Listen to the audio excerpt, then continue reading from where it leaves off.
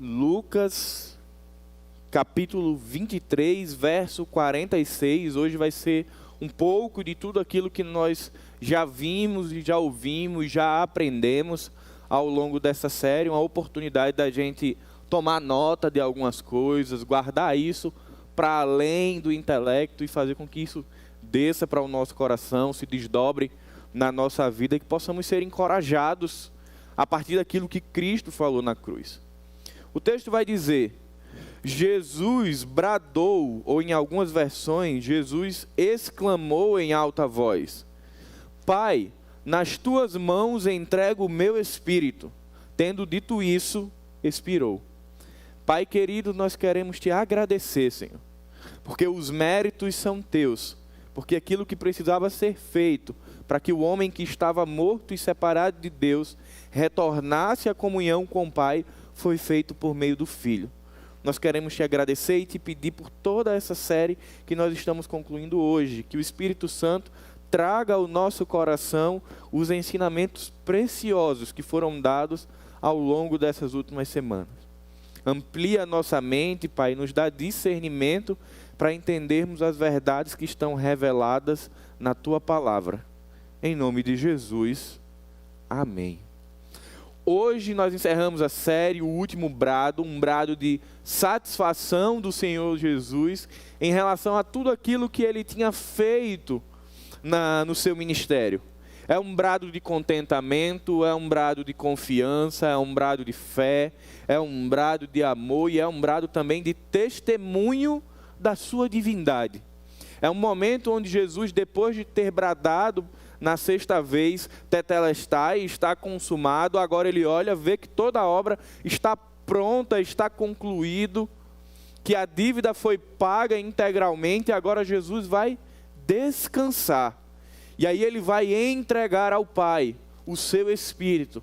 E aí não que o seu Espírito não estivesse desde o início com o Pai, ele sempre esteve nas mãos do Pai, mas agora ele o entrega, finalizando aqui a obra da cruz e finalizando aqui o seu momento de encarnação, fechando assim essa obra da redenção, e a partir disso nós podemos ser salvos.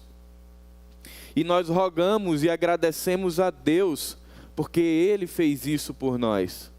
O fim da nossa série, Palavras da Cruz, nos põe diante de uma profunda reflexão e também de um grande desafio de pegarmos essas lições que foram sendo extraídas ao longo da sua semana e de fazermos com que isso produza em nós contentamento, satisfação, confiança, assim como Cristo estava nesse momento. Essa série ela nos encoraja agora ao final a olharmos para a vida de uma forma diferente de como olhávamos até o início dessa série. Que na verdade é de olharmos para a vida pela lente da cruz. A gente já falou em outros momentos da lente da graça, mas agora a gente fala da lente da cruz. De perceber que as circunstâncias, que as dores, que as angústias, que tudo aquilo que o mundo tem colocado diante de nós, ainda que sim doendo, machucando, não podem ser comparados com o peso da glória que foi conquistado por Cristo a favor de nós. Não é apenas uma reflexão teológica, não é apenas uma reflexão teórica, não é apenas um estudo da célula, mas é transcender tudo isso e fazer com que esses ensinamentos, com que esses brados que Jesus exclamou na cruz, que eles sejam ruminados em nosso coração e que possamos conectá-los à nossa vida prática. Que as fronteiras do puro intelecto ele seja rompido e a gente olhe para cada fala de Jesus, para cada forma como isso vem se desdobrando e a gente diga, poxa, como isso se conecta com a minha vida, como isso entra na praxis, na prática da minha vida. Significa todos os dias pesar as nossas escolhas, pesar as nossas vidas, pesar as nossas circunstâncias a partir daquilo que foi conquistado para nós por meio de Cristo. E a partir disso, gradualmente, irmos encontrando satisfação no Senhor. O apóstolo Paulo, na carta aos Filipenses, que é considerada a carta da alegria, a carta da satisfação, é um processo de amadurecimento, de nós irmos caminhando na fé e aprendendo a partir dos momentos que a gente vai pesando a vida com Cristo e percebendo que isso tudo é muito mais valioso do que o que temos aqui e agora. E aí quando a gente olha para a cruz do Calvário e tudo aquilo que nós estávamos ouvindo nas últimas semanas, o caminho de dores de Jesus, o caminho de renúncia, de obediência, de sacrifício, e perceber como isso é enorme e como isso extrapola aquilo que nós enxergamos hoje. É uma série que nos convida a olhar para além do que está acontecendo agora, mas de pela fé e pelas lentes da cruz olharmos para frente, ou como eu prefiro dizer, levantarmos a cabeça e olharmos para cima.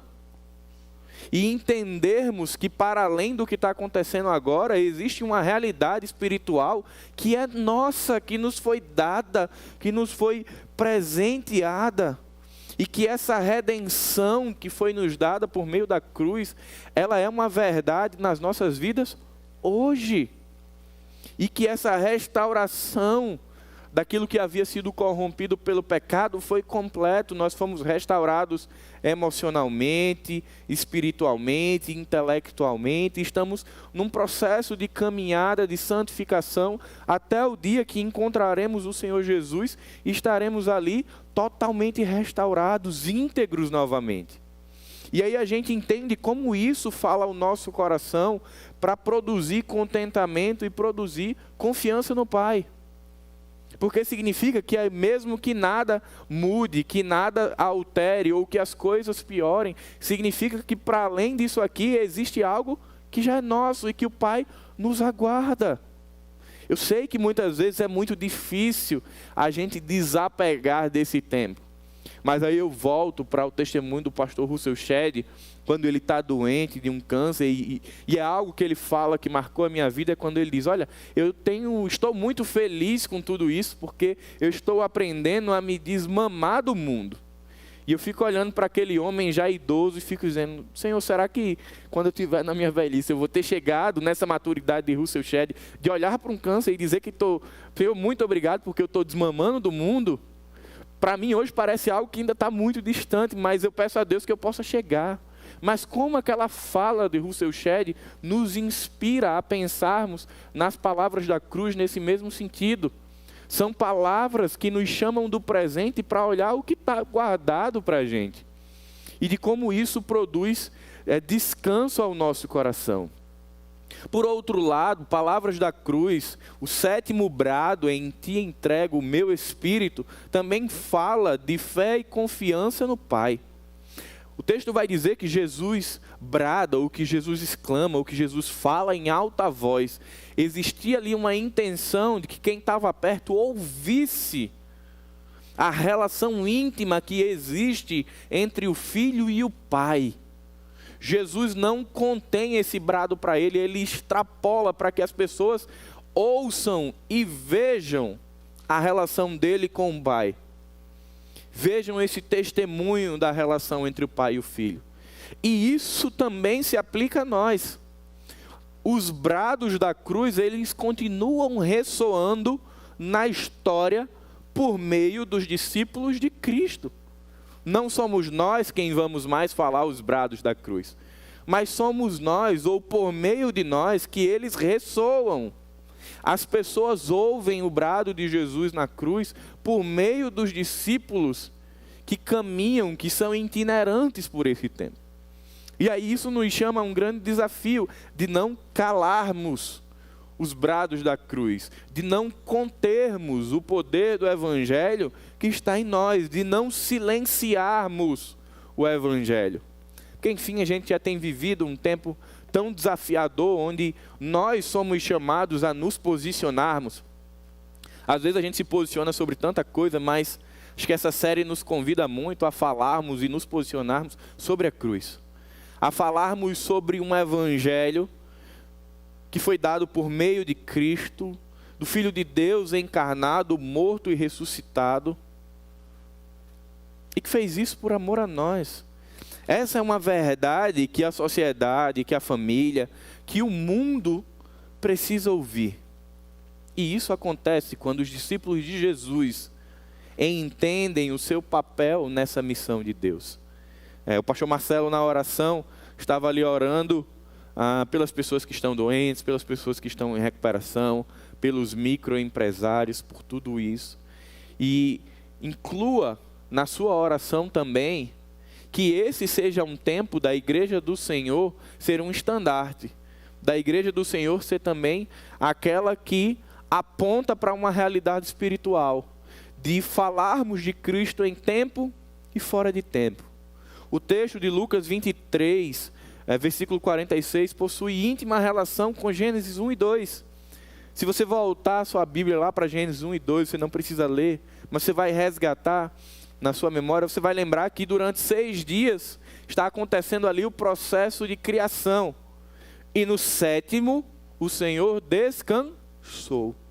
Quando a gente olha para a cruz, para o processo de redenção, 6 brados, e no 7º o Senhor descansou. E Ele entrega o seu Espírito ao Pai. Quando Ele olha para essa obra que foi designada e Ele vê que ela está consumada no 6º brado, aí sim, Jesus descansa, brada, entrega o seu Espírito ao Senhor, expira e morre. Queria que você abrisse sua Bíblia no Salmo 31, versículo de 1 a 5. O texto vai dizer: em Ti, Senhor, confio, nunca me deixes confundido, livra-me pela Tua justiça, inclina para mim os Teus ouvidos, livra-me depressa, sê a minha firme rocha, uma casa fortíssima que me salve. Porque Tu és a minha rocha e minha fortaleza, pelo que por amor do Teu nome guia-me e encaminha-me, tira-me da rede que para mim esconderam, pois Tu és a minha força, nas Tuas mãos entrego o meu espírito. Tu me remistes, Senhor Deus da verdade. O salmista já falava de uma entrega, aqui uma entrega diferente da entrega de Cristo, mas uma entrega do seu espírito a Deus, entendendo que nós somos propriedade de Deus. E esse brado de satisfação, de entrega, ele tem algumas lições que eu queria convidar você a, nessa manhã, ficar muito atento àquilo que esse brado tem a nos ensinar. A primeira lição é: em Cristo, o sol sempre brilhará após uma noite de trevas. Em Cristo, o sol sempre brilhará em meio a uma noite de trevas. O 7º brado é um canto de contentamento, satisfação, e a gente vai perceber que isso acontece depois de 3 horas de trevas. Esse 7º brado é um momento onde essas trevas, elas são dissipadas, elas são dispersas, elas são ali retiradas, e agora, depois de um momento sombrio, o sol da justiça, ele volta a brilhar. O relacionamento de Jesus com o Pai, ele é restabelecido. Aquilo que precisava ser feito por mim e por você, foi feito. O abismo que existia, agora ele continua existindo, o abismo do pecado, mas agora com um mediador, Jesus Cristo. Aquela separação, aquela distância, agora existia a aproximação, a dívida que estava em aberto, agora estava quitada. E aí, para além das 3 horas de treva, nós estamos falando de vários anos de distanciamento, de um período sombrio na história do homem, onde ele estava ali desgarrado do seu Criador, e depois de tanto tempo, aprove a Deus mandar o seu Filho e dissipar essas trevas, e agora Jesus se põe como o sol que brilhou, e que brilha depois de um período sombrio. Jesus passou na cruz aproximadamente 6 horas, as 6 horas mais emblemáticas de todo o cristianismo. E suas ações, elas permitem que enxerguemos aspectos que não são teológicos, mas que são essencialmente práticos. Se a gente olha ali o início, quando Jesus vai para o Getsêmani, vai orar, ele está angustiado, aí ele volta, encontra seus discípulos ali que não conseguem orar. Depois chega Judas, o trai com os soldados, ele é levado, é julgado por Anás e Caifás, é levado para Pilatos, é condenado injustamente, é preso pelos soldados, apanha dos soldados, carrega uma cruz, depois é colocado numa cruz. Quanta dor, quanto sofrimento, quanta angústia e quantos maus tratos. E ainda assim Jesus continua lá, firme, convicto, porque ele tinha absoluta certeza do que aconteceria depois desse momento de dores. Jesus tinha absoluta convicção de que o sol da justiça brilharia depois desse momento trevoso, depois desse momento sombrio, depois de todo esse momento cruel. Meus irmãos, como essa verdade ela nos encoraja. A W. Pink diz: o cálice é bebido até a última gota. A tempestade da ira se tinha passado, as trevas são idas, e o Salvador é visto mais uma vez em comunhão com o Pai, comunhão nunca mais quebrada. Passado esse momento, a comunhão restabelecida jamais será quebrada. A palavra de Deus, ela diz que nós nos tornamos filhos por adoção. Assim como Jesus, passamos agora a ser filhos de Deus. E Jesus, enquanto filho, mesmo passando por um momento de extrema dor, de extrema angústia, ele está ali contente, satisfeito, porque ele sabe que o sol da justiça voltará a brilhar. Mas existe uma reflexão que nós podemos fazer em nossa vida. Quantas vezes nós não já vivemos circunstâncias difíceis, tenebrosas, sombrias, dolorosas, mas que se desdobrou em um outro dia, iluminado, claro, onde o sol da justiça se pôs. Quantas e quantas vezes nós já não vimos o choro durar uma noite, mas a alegria vir pela manhã. E a gente está aqui hoje, domingo de Páscoa, falando de uma manhã que produz alegria. Será que esse fato, essa verdade, essa fé de que haverá um dia de luz, um dia de alegria, movido o nosso coração a rompermos os períodos sombrios de nossa vida? De fato, nós cremos que o sol da justiça volta a brilhar depois de uma noite de trevas. A cruz de Cristo, o sétimo brado, ele nos convida a crer nisso. De que mesmo depois de uma noite escura, o sol da justiça volta a brilhar. Segunda lição: em Cristo podemos suportar as adversidades da vida. Já era sabido, já era conhecido por Jesus que ele seria entregue nas mãos dos homens, nas mãos dos pecadores. Mateus 17, 22 e 23 vai dizer: o Filho do Homem será entregue na mão dos homens e matá-lo-ão. No Getsêmani, Cristo já tinha dito aos discípulos: dormi agora e repousai. Eis que é chegado a hora e o Filho do Homem será entregue nas mãos dos pecadores. No domingo da ressurreição, os anjos falam às mulheres: não está aqui, mas ressuscitou. Lembrai-vos como vos falou, estando ainda na Galileia, dizendo: convém que o Filho do Homem seja entregue nas mãos de homens pecadores e seja crucificado e ao terceiro dia ressuscite.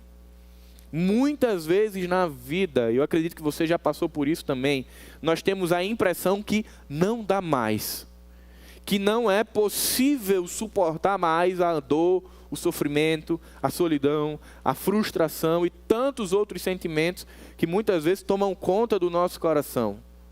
Muitas vezes a gente pensa: eu não consigo mais suportar esse cenário econômico de um país quebrando, meu investimento quebrando, pessoas que dependiam desse empreendimento ficando desempregadas. Senhor, eu não aguento mais. Mas eu queria encorajar você a lembrar ao seu coração, a lembrar à sua mente, que em Cristo nós podemos suportar as adversidades. Que em Cristo nós podemos nos manter no caminho da verdade, mesmo diante de muitas adversidades. Não porque somos fortes, não porque somos super crentes, não porque temos recursos emocionais ou pessoas para cuidar de nós, mas porque o poder de Cristo ele se aperfeiçoa na nossa fraqueza.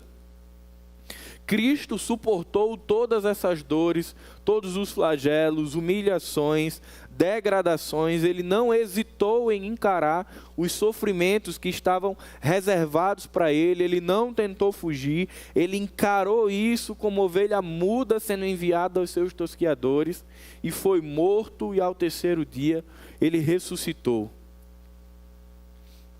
Sabe o que é que eu vejo em toda essa história?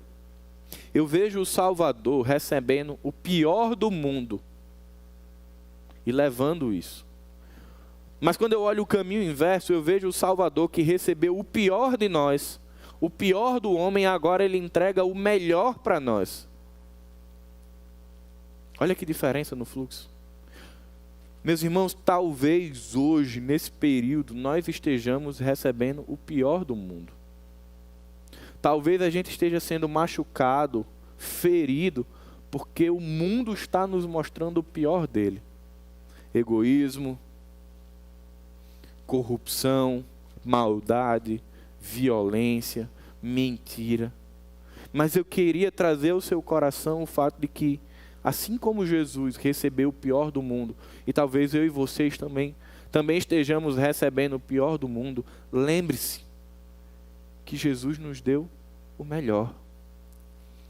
Que aquilo que nós precisávamos, que é a salvação em Cristo Jesus, e termos a nossa eternidade assegurada nele, isso já nos foi dado. E isso se conecta com o primeiro ponto, com o desafio de pesarmos os méritos da cruz diante das coisas da vida. Eu sei que não é fácil estancar um choro porque está doendo, porque está sangrando, e lembrar que nós temos uma garantia na cruz. Mas é um desafio ao nosso crescimento, de chorar, de deixar extravasar, mas de no final lembrar, poxa, mas por trás desse choro, por trás desse dia sombrio, existe o sol da justiça que brilha na minha vida. Por trás dessa nuvem escura existe o sol da justiça. E de entender que em Cristo nós podemos suportar tudo isso. De que Cristo, ele não é alheio à nossa dor, ele não é distante à nossa dor, pelo contrário, ele sofre conosco, ele caminha conosco.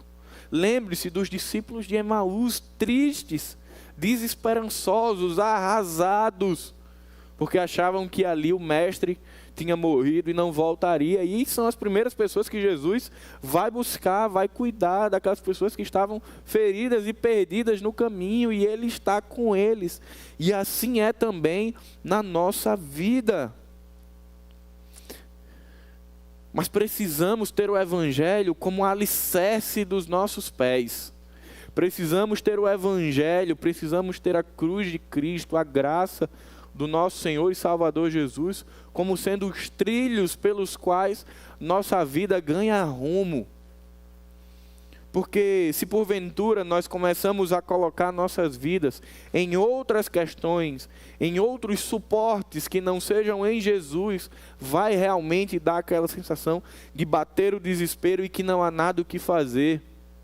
Mas quando a gente fica fazendo esse esforço de dizer, poxa, eu sei que é difícil, mas eu preciso voltar para o caminho da cruz, eu preciso olhar para Jesus e entender e permitir que os exemplos de Jesus, que as lições que Jesus nos deixou, que isso nos encorajem, que isso nos dê confiança, nós vamos ganhando robustez, vamos ganhando musculatura para passar por esse momento. Jesus já tinha dito que no mundo tereis aflições, mas aí ele coloca uma orientação, mas tem de bom ânimo porque eu sou contigo. Jesus não diz, tem de bom ânimo porque você tem que ser positivista. Tenha bom ânimo porque você tem que olhar o mundo com outros olhos. Tenha bom ânimo porque você vai ler autoajuda. Tenha bom ânimo porque você vai para o psicólogo. Ele diz, tenha bom ânimo porque eu sou contigo. A condição do ânimo do discípulo de Jesus no meio de um processo de trevas, no meio de um processo de adversidade, é o próprio Cristo. Então nós precisamos ser encorajados pela palavra de Deus e sermos desafiados e aceitarmos esse desafio, a olharmos para Cristo e termos a certeza que Ele é conosco, que Ele é presente, e aí a gente vai passar pelas tribulações. Não quer dizer que não vai doer, não quer dizer que não vai chorar, não quer dizer que não vai frustrar. Vai tudo isso, mas vai tudo isso com Jesus. Terceira lição. Em Cristo podemos estabelecer um estilo de vida coerente com o que cremos. O sétimo brado de Cristo é o retrato fiel da mais perfeita entrega. Jesus teve um ministério extremamente coerente. E esse terceiro ponto, totalmente diferente daquilo que falam.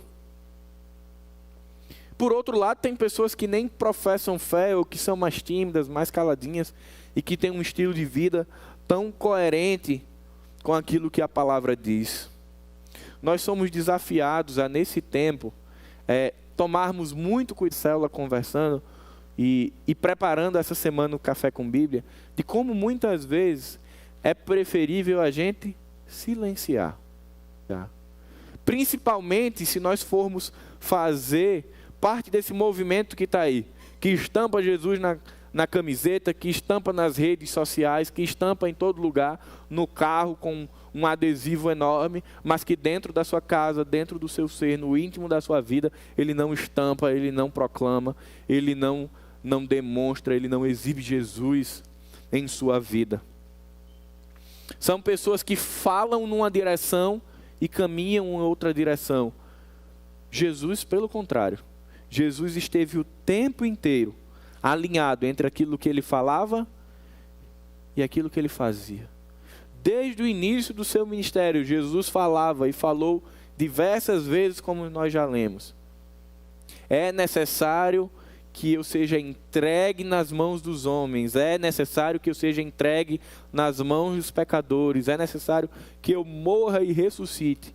Essa era a fala de Jesus. E o que aconteceu na prática? Exatamente aquilo que Jesus dizia. Meus irmãos, essa coerência de Jesus, ela nos chama a confiar integralmente naquilo que ele diz, nas promessas que ele fez a nós.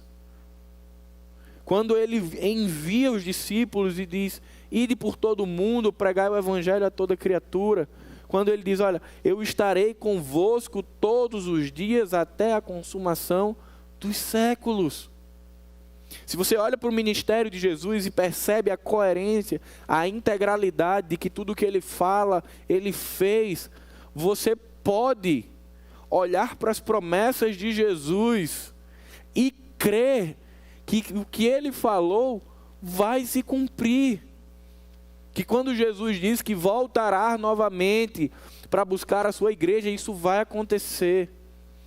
Que quando Jesus diz que nós somos co-herdeiros em Cristo, nós somos. Quando ele diz que no céu, por meio de João, ele vai dizer isso, não haverá mais choro, nem lágrimas, nem ranger de dente, é fato. Quando é dito que a nossa herança é incorruptível, indestrutível, imaculável, é fato, e nós podemos crer nas palavras de Jesus.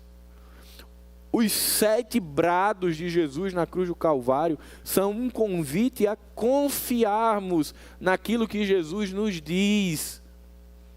Às vezes a nossa fé vacila, às vezes a nossa perna treme, às vezes a gente fica bambo, desconfiado. Mas será? Mas eu não estou percebendo isso. Meus irmãos, isso é natural do nosso processo e da nossa humanidade, de ainda vacilarmos, nos questionarmos, ficarmos ali de noite, às vezes com a cabeça pensativa: poxa, será que? Mas eu não estou percebendo Deus comigo nessa causa. Isso faz parte, até que nós tenhamos um encontro integral com Jesus Cristo. Quando eu digo integral, é na glória. Mas ainda que estejamos num processo de maturidade espiritual, nós precisamos ter isso em mente, que aquilo que o Senhor fala por meio da palavra é digno de confiança, porque nós sabemos em quem podemos confiar. Por outro lado, isso se desdobra na nossa vida como um desafio enorme. Enorme. Eu costumo falar um provérbio que, não sei se outra pessoa já falou, mas eu costumo dizer, que é: o que determinadas pessoas falam não se pode escrever. Significa, não dá para confiar no que aquela pessoa diz. Só dá para confiar no que está escrito, assinado, autenticado em cartório. Enquanto discípulos de Jesus, nós somos desafiados ou somos encorajados a termos um estilo de vida semelhante ao de Cristo, em que as nossas palavras elas sejam dignas de confiança. Talvez você lembre aqui de algumas vezes onde o pastor Marcelo já deu esse testemunho sobre a compra do terreno, de que existem pessoas que dizem assim: olha, eu prefiro fazer negócio com todo mundo, menos com crente. Mas o crente não sai falando por aí que ele não cumpre palavra. Ele sai falando outra coisa. Mas tem pessoas, algumas pessoas que se dizem discípulos de Jesus, que têm uma vida totalmente contrária, totalmente divergente do que falam, e vão construindo essa imagem que o mundo tem das pessoas que professam Jesus como seu Salvador. De que não dá para confiar, de que o que se fala não se escreve, de que tem que ter muito cuidado. Poxa, que desafio, que encorajamento de olharmos para Jesus e desconstruirmos essa realidade que está posta na sociedade. De mostrarmos ao mundo de que o mundo pode confiar na palavra dos discípulos de Jesus, porque nossa palavra ela tem que ser semelhante à de Cristo. Não é à toa que a Bíblia diz que a palavra do cristão seja sim, sim ou não, não. Será que nós temos um estilo de vida coerente? Será que as pessoas que estão do nosso lado, elas confiam naquilo que dizemos? Ou nós ficamos o tempo inteiro sofrendo de amnésia? A gente diz uma coisa hoje e daqui a 15 dias, quando alguém diz: não, eu acertei isso com você, a gente diz: eu não lembro não. Quer dizer, tem que assinar. Poxa, como isso mexeu comigo. De tentar levar uma vida coerente, não só naquilo que eu falo, que eu prometo, ou que eu digo: olha, pode contar comigo. Mas de ter cuidado que aquilo que eu falo seja vivido na minha vida. Eu sei que não vai ser 100%, eu sei que vai ter momentos onde eu vou talvez falar uma coisa e fazer outra, porque Paulo fazia isso. Paulo dizia: o bem que eu quero fazer, que era o que ele falava, tem hora que eu não faço, mas o mal que eu não quero, tem hora que eu faço. Então essa briga, essa guerra, ela é constante, mas eu quero, olhando para Jesus, olhando para o estilo de vida de Jesus, eu preciso comprar essa briga espiritual. Eu preciso travar essa luta comigo, de ter uma vida coerente, de ter uma vida que as pessoas olhem, e aí como o apóstolo Paulo fala, nós somos cartas abertas ao mundo, que as pessoas olhem e leiam: cara, ele está em construção.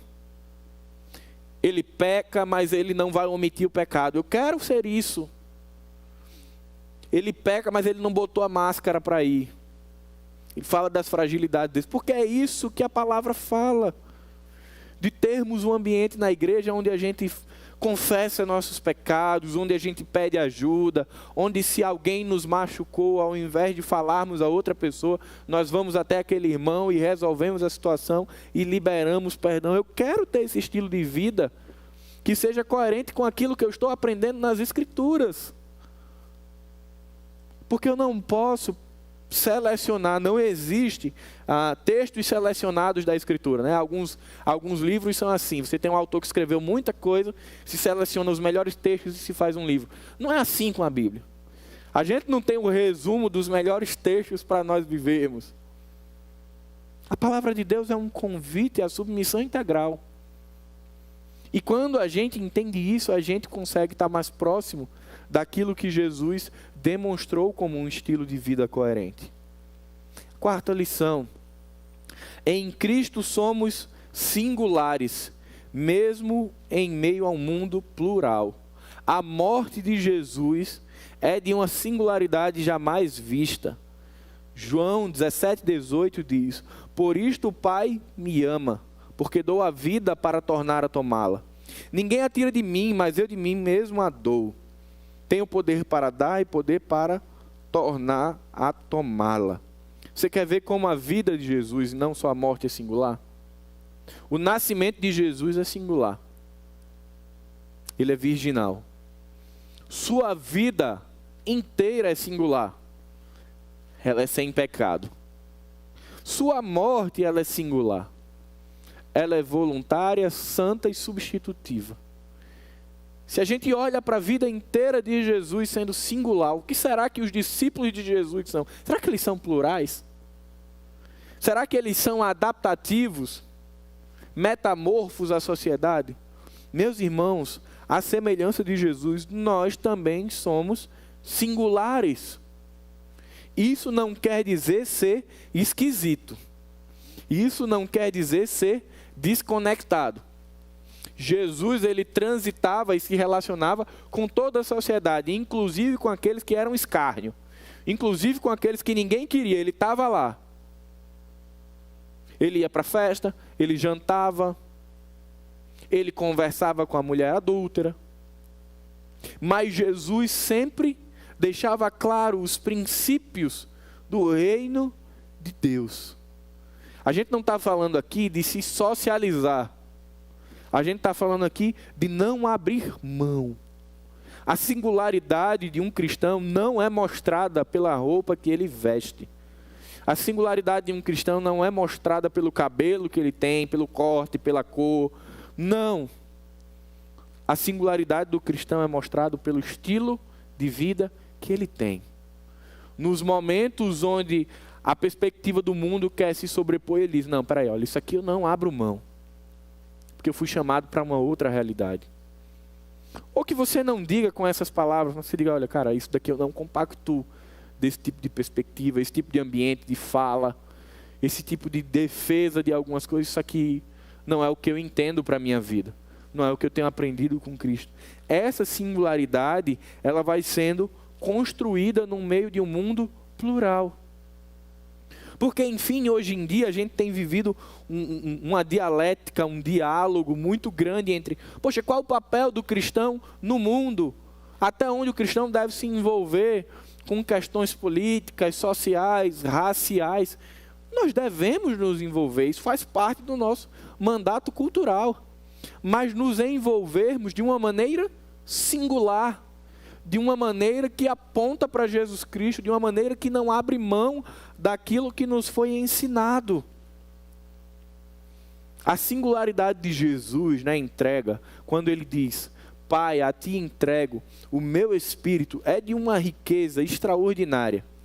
Porque veja bem, o natural, quando a gente olha lá para Hebreus 9:27, o texto vai dizer: aos homens está ordenado morrerem uma vez, vindo depois disso o juízo. Então você morre, juízo. Hebreus 9:27. Mas Jesus é tão singular nisso, que primeiro vem o juízo. Primeiro ele recebe ali, nas 3 horas de trevas, o cálice da ira de Deus.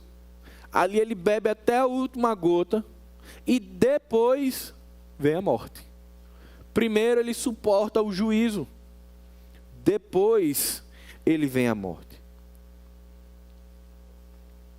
Nós somos desafiados a olhar para a nossa história, para a nossa geração. Geração da igreja do Senhor. E a gente vai percebendo que existem gerações que marcaram o mundo.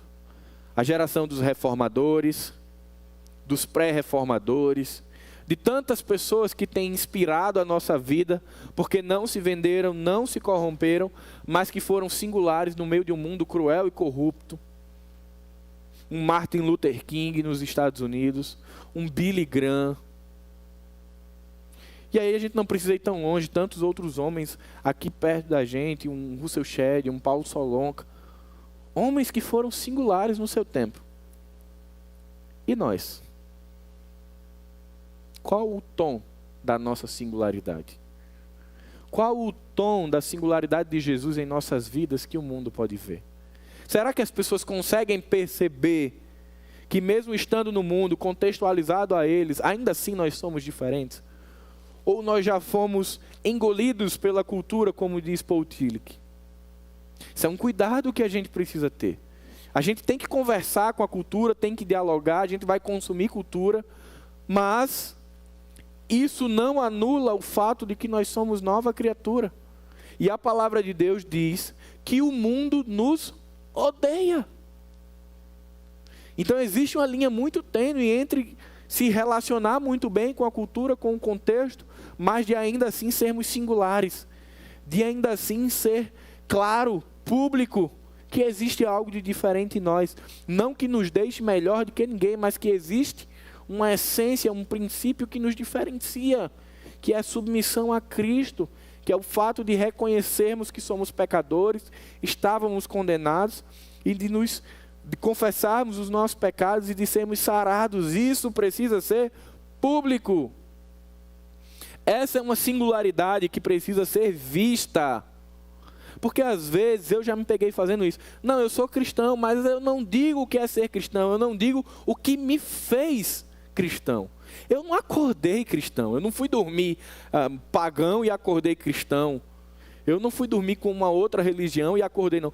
Houve uma obra na minha vida, e isso é singular. Nenhuma outra perspectiva vai falar disso.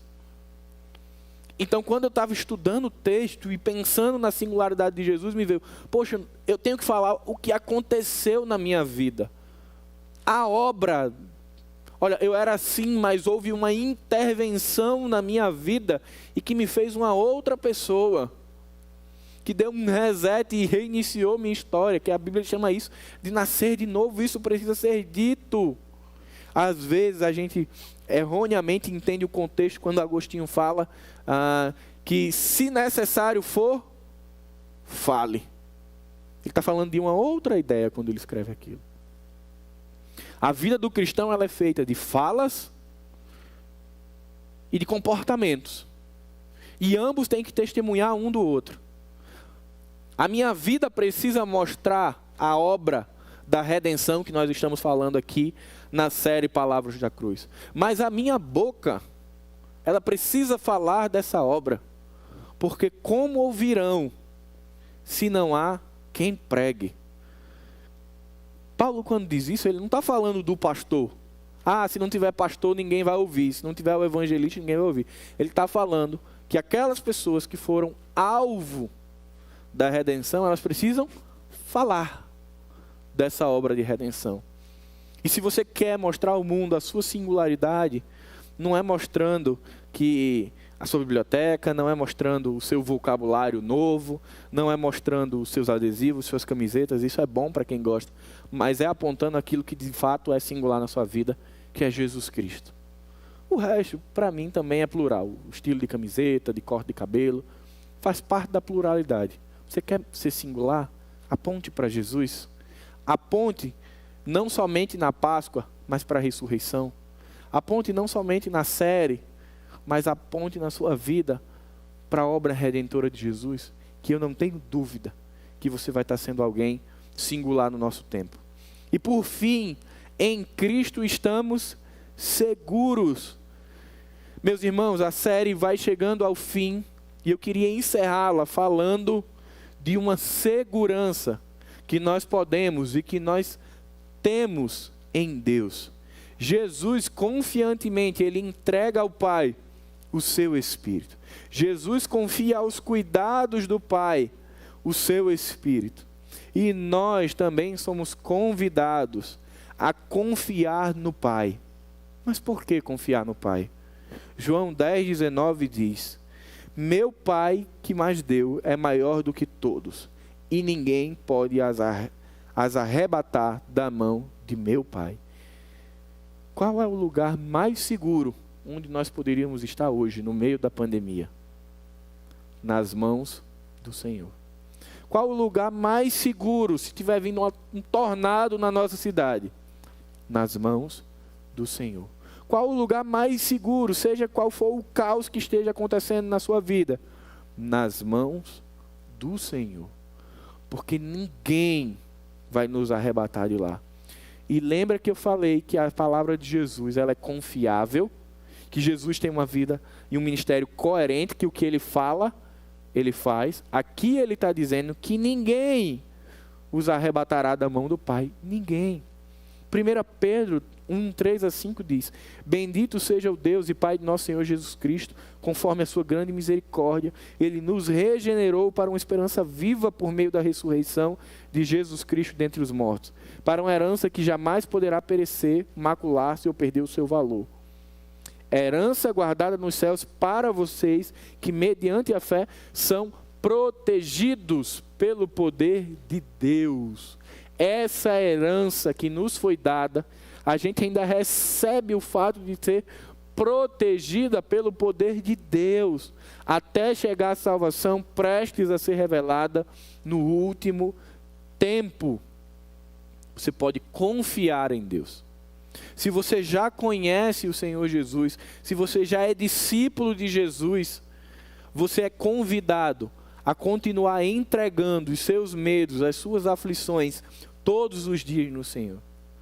Se porventura você acompanhou essa série, algumas das mensagens, nos ouve hoje, e você ainda não conhece Jesus, você pode confiar a sua vida a Ele, confessar os seus pecados e entregar o seu espírito ao Senhor Jesus. E viver uma vida de novidade de vida, agora crendo que não é mais pela força do seu braço, mas pela força do Senhor. De ter um estilo de vida agora coerente com aquilo que o Senhor vai te ensinar e de saber que você vive protegido pelo poder de Deus até chegar à salvação. E por fim, eu queria citar uma música. Eu não vou cantar, mas eu vou citar uma música que nas últimas 2 semanas eu tenho escutado muito. E eu não sei se é pelo contexto de tantas mortes que nós temos visto e ouvido todos os dias, mas tem sido uma morte que tem trazido paz, uma música que tem trazido paz ao meu coração. A música diz: Eu sou o Senhor, Rei de Israel, Santo Redentor, começo e o fim. Sou o Criador, o verdadeiro Deus. Eu sou a cura, sou o poder. Eu sou o Amém, estrela da manhã. Eu morri na cruz, trouxe salvação. Conheço a tua dor e ouço o teu clamor. E a minha destra não falhará. Não há o que temer, contigo eu estou. Não te assombres, porque eu sou o teu Deus. Te fortalecerei, te sustentarei. Com minha mão eu serei fiel. Meus irmãos, medite na letra dessa música, descanse no Senhor, entregue diariamente sua vida ao Senhor. Queria convidar você a orar e depois da oração a gente vai seguir com a ceia. Pai querido, nós queremos te agradecer, Senhor, por essa série de mensagens, pelos ensinos, Pai, pelos desafios, pelas lições, pelos encorajamentos que os brados de Jesus na cruz nos trouxeram, Pai. Nós queremos, Pai, pedir que o Teu Espírito, Pai, Ele traga paz, Ele traga conforto, Ele traga segurança aos nossos corações.